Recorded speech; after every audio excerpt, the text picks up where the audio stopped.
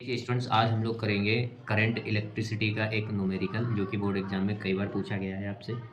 देखिए क्वेश्चन कुछ इस प्रकार से है कि यदि किसी सेल को प्रतिरोध R1 से जोड़ा जाता है, कोई सेल है, उस सेल को प्रतिरोध R1 से जोड़ा जाता है, तब उस सेल में I1 धारा प्रवाहित होती है।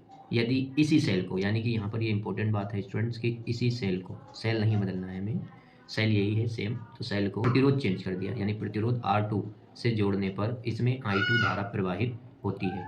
यदि दोनों सेलों में उत्पन्न ऊष्मा की दर समान है। ध्यान रखना स्टूडेंट्स, ये भी खास बात है कि उत्पन्न ऊष्मा की जो दर है ना, उत्पन्न ऊष्मा की दर ये समान है, तो सिद्ध कीजिए कि सेल का आंतरिक प्रतिरोध स्मॉल r बराबर √R1 R2 के बराबर होगा। स्टूडेंट्स, ये मोस्ट इंपॉर्टेंट क्वेश्चन है। इसमें दो केस बनाएंगे स्टूडेंट्स। केस नंबर पहला, दो केस स्टूडेंट्स बनाएंगे, केस नंबर 1 और केस नंबर 1 में हम देखेंगे कि एक सबसे पहले हम सर्किट बना लेते हैं स्टूडेंट्स कि ये अपना एक सेल है, मान लीजिए इस तरीके का अपना एक स्टूडेंट सेल है। ये इस सेल में अपने पास ये है विद्युत वाहक बल इसका एप्सिलॉन, और ये है इसमें लगा हुआ एक आंतरिक प्रतिरोध स्मॉल, और इसको हमें जोड़ना है एक प्रतिरोध स्मॉल कैपिटल R1 से। तो जब इसमें एक प्रतिरोध हमने R1 जोड़ दिया तो स्टूडेंट्स हमारी जो धारा बह रही है, जैसा कि क्वेश्चन में बोला जा रहा है, वो धारा है अपनी I1।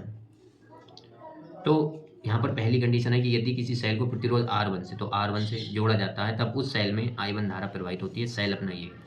अब हमें क्या करना है स्टूडेंट, सबसे पहले हम धारा निकालेंगे, क्योंकि हमें चाहिए शक्ति। शक्ति उत्पन्न ऊष्मा की दर समान है, शक्ति के लिए प्रतिरोध होता है, क्योंकि शक्ति का फॉर्मूला होता है स्टूडेंट्स, ये होता है अपना शक्ति का फॉर्मूला, देखिए P = I²R। तो सबसे पहले हमें चाहिए होगी धारा, जो ऊष्मा की दर है या शक्ति है, ये होती है P = I²R। तो हमें क्या करना है, सबसे पहले I निकालना है। तो ओम के नियम से, आपको पता है ओम का नियम होता है क्या, ओम के नियम से, तो ओम के नियम से इसको स्टूडेंट लगाएंगे तो फॉर्मूला होता है अपना I = V/R। तो अब यही फॉर्मूला हमें यहाँ पर अप्लाई करना है।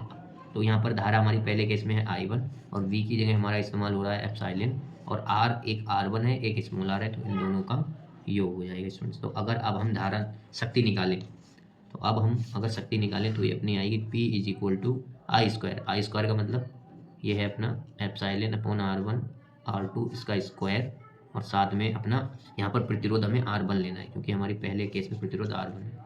तो अपने पास ये निकल के आ गया स्टूडेंट्स, इसका स्क्वायर अलग अलग करे दे रहे हैं, तो अपने पास पहले केस में स्टूडेंट्स ये निकल के आ गया। अब इसी तरीके से दूसरा केस बनाएंगे, केस नंबर 2। तो स्टूडेंट्स अगर केस नंबर 2 बनाया जाए, तो केस नंबर 2 में आप देखेंगे कि हमारे पास इसने बोला है कि सेल यही लेना है, तो मैं सेल यही बना ले रहा, सेम, कहीं कुछ चेंज नहीं करूँगा सेल में। तो ये हमने सेल बनाया, ये हमें पता है हमारा एप्सिलॉन है, और ये हमारा आंतरिक प्रतिरोध स्मॉल r है, और इसको जो प्रतिरोध से जोड़ना है ना स्टूडेंट्स, वो अब की बार प्रतिरोध चेंज है, R2 प्रतिरोध है अपना। तो R2 प्रतिरोध जो है अपना, जैसे ही सेल में जोड़ते हैं तो यहाँ पर जो है धारा स्टूडेंट चेंज हो जाती है, I1 से वो I2 फ्लो होने लगती है। धारा जो है स्टूडेंट्स वो I1 से I2 बहने लगती है। तो फिर से हम यही काम करेंगे ओम के नियम से। हम जानते हैं हमारे पास फॉर्मूला है I = V/R। तो अब की बार हमारी I है I2 और V है एप्सिलॉन, और R की जगह है अपना R2 प्लस स्मॉल r। अब यहाँ पर अगर हम शक्ति निकालें तो अपनी शक्ति आएगी स्टूडेंट्स I²R ही है फॉर्मूला, ये फॉर्मूला है अपना I²R। यहाँ पर हम चाहें तो 2 कर सकते हैं। तो आप देखिए यहाँ से अगर हम वैल्यू रखें तो ये अपनी आ जाएगी एप्सिलॉन का स्क्वायर अपॉन में R2 प्लस R का होल स्क्वायर इंटू में अपना आ जाएगा यहाँ पर R2 समान है। तो उत्पन्न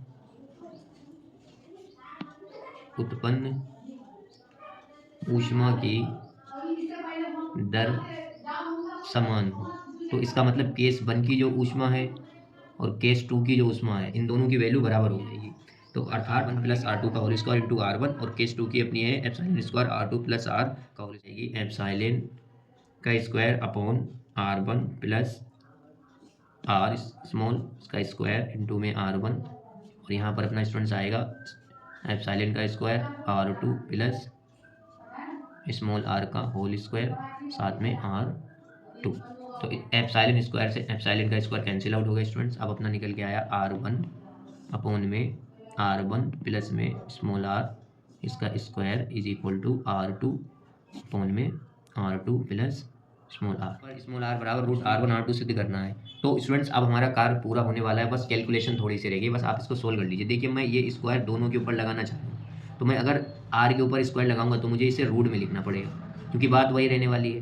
तो हमने इसको लिखा रूट R1 और यहाँ पर लिखा R1 प्लस स्मॉल r और इसका हमने कर दिया स्टूडेंट्स स्क्वायर।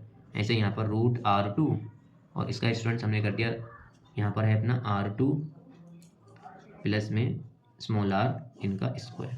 तो स्टूडेंट देखिए स्क्वायर से स्क्वायर कैंसिल आउट और अपने पास यहाँ पर निकल के आया स्टूडेंट्स रूट में R1 अपॉन में R1 प्लस में small r is equal to root में R2 अपॉन में R2 प्लस में स्मॉल r। अब स्टूडेंट्स आपको क्या करना है, इसमें क्रॉस मल्टीप्लाई करा देना है। तो रूट में R1 की जब इससे मल्टीप्लाई होगी तो अपना आएगा रूट में R1 और R2, और इसकी जब मल्टीप्लाई रूट R1 की स्मॉल r से होगी तो अपना आएगा रूट R1 और small r is equal to, इसकी मल्टीप्लाई जब इधर होगी तो अपना आएगा स्टूडेंट्स रूट में R2 और R1 प्लस में अपना आएगा स्टूडेंट्स रूट में R2 और स्मॉल r। अब हम क्या करेंगे स्टूडेंट्स, ये जो गैर रूट का हमारा R2 है इसको भी हम रूट में कन्वर्ट करेंगे। जब हम किसी चीज़ को रूट में कन्वर्ट करते हैं तो उसे हम 2 टाइम्स लिख सकते हैं। तो ये अपना हो गया रूट R2 और ये अपना है रूट में R1 स्मॉल r। ऐसे इस R1 को भी हम 2 बार रूट में लिखेंगे, तो ये आएगा रूट R2 और ये हो जाएगा अपना रूट R1 और ये अपना है रूट R2 और स्मॉल r। अब स्टूडेंट्स स्मॉल r वाले दोनों पद एक तरफ पढ़ लेंगे, बाकी ये वाले पद एक तरफ पढ़ेंगे। तो अपना स्टूडेंट्स यहाँ पर आएगा रूट R1 साथ में रूट R2 और साथ में रूट R2 और ये इधर ले आएंगे स्टूडेंट्स, ये वाला पार्ट, ये जो पार्ट है वो हम इधर ले आएंगे, इतना पार्ट। तो ये हो जाएगा रूट R2 रूट R1 और रूट R1 और इज इक्वल टू अपना हो जाएगा students root R2 small r minus में रूट R1 स्मॉल r। अब देखिए स्टूडेंट्स यहाँ पे रूट R1 इस साइड से और इस साइड से रूट R1 इधर भी है, इधर भी रूट R2 है, इधर भी, तो कॉमन मिलेगा अपने स्टूडेंट्स रूट R1 साथ में रूट R2, ये कॉमन मिलेगा। तो स्टूडेंट्स अपना बचेगा यहाँ पर रूट R1 एक ही बार है, लेकिन रूट R2 2 बार है, तो एक कॉमन चला गया, रूट R1 भी एक कॉमन चला गया, तो इधर बचा अपना ओनली रूट R2। यहाँ पर देखिए रूट R1 भी कॉमन चला गया, रूट R2 भी, एक रूट R1 भी बचा अभी फिर से, तो ये हमने लिख दिया। यहाँ पर हमारा सिर्फ स्मॉल r कॉमन है, तो स्टूडेंट्स यहाँ पर हमारा बचा रूट R2 रूट R1 और स्मॉल r। अब स्टूडेंट देखिए ये और ये कैंसिल आउट हो गए। अब इस यहाँ पर अपने पास आया स्टूडेंट्स निकल के root R1 root R2 is equal to small r। अब इनको हम दोनों को एक ही रूट में लिख सकते हैं students, root R1 root R2 is equal to r। यही स्टूडेंट्स हमें प्रूव करना था। देखिए r बराबर रूट R1 R2, ये अपना हो गया 6। तो आप इसको अभ्यास करिए, इंपॉर्टेंट।